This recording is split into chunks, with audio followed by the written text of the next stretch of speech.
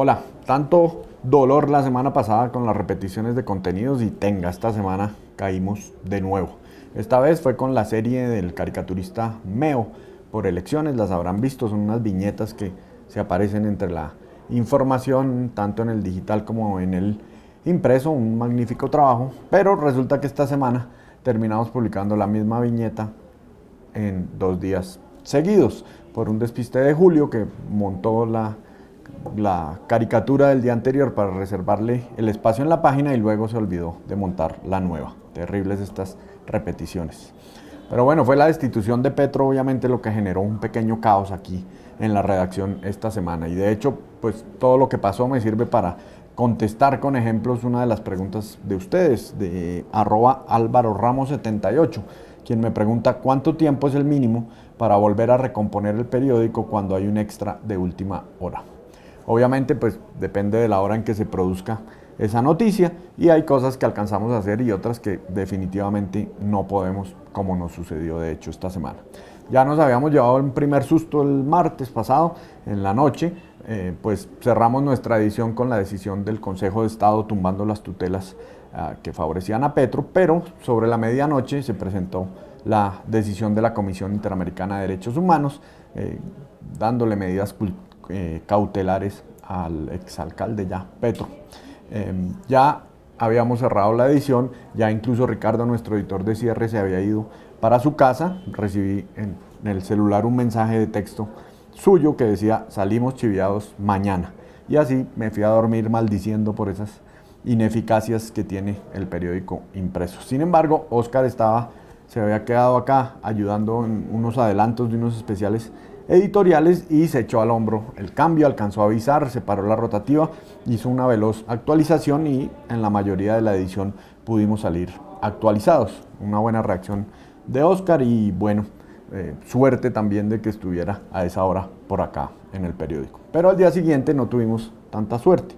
La verdad es que nos tomó por sorpresa la decisión del presidente Santos frente a la destitución. Las fuentes de gobierno no nos daban señales de que fuera a ser una decisión tan rápida, de manera que ese día, el miércoles, de miércoles para jueves, preparamos una completa edición con base en diferentes opciones que había sobre el tapete y así cerramos la edición sobre las 5 de la tarde como todos los días. Buscando salidas, decía el titular de la portada. De manera que cuando se supo que habría una alocución del presidente sobre este tema, pues recibimos un baldado de agua fría. Ya el periódico para el resto del país estaba impreso y solamente tendríamos 8 páginas para hacer los cambios en la edición que circula solo para Bogotá.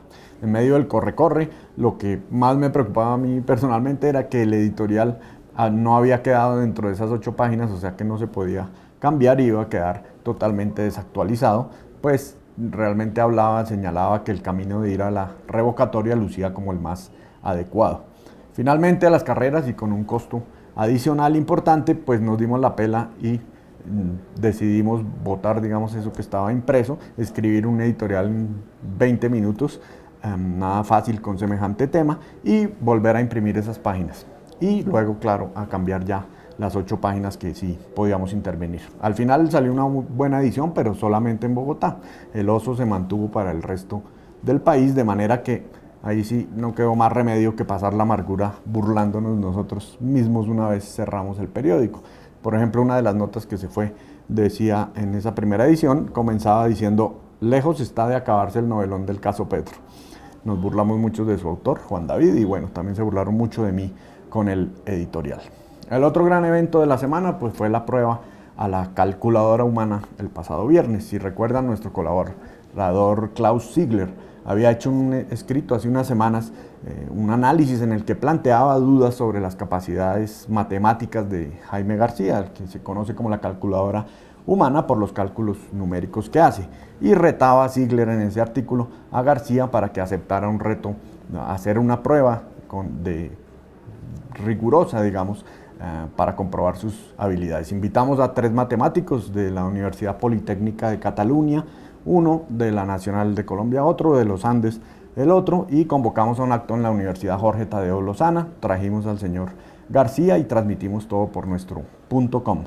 No fue fácil la cosa, el señor García quería hacer su espectáculo que siempre presenta, tenía su barra en el auditorio, parecía no querer someterse a las reglas de los profesores, por momentos los increpó incluso por las preguntas que le hacían, insistía en que se trataba de una persecución solo por ser colombiano, pero bueno, finalmente en medio de la algarabía y los gritos, aceptó hacer la prueba y se lanzó, y la verdad es que pues en general la superó, aunque al final con las más complicadas pues tuvo algunos problemas y patinó, y la prueba al final se detuvo porque se le bajó el azúcar por los nervios, en fin. Los profesores pues sentenciaron que ciertamente con las respuestas que había dado pues había mostrado, había cumplido unas operaciones que ninguno de ellos hubiera podido hacer mentalmente. Por supuesto, como el artículo original había salido en la portada del periódico, pues el sábado la prueba del señor García mereció nuestra portada otra vez y efectivamente demostró que tiene unas habilidades extraordinarias. Bueno, no es más, nos vemos, chao.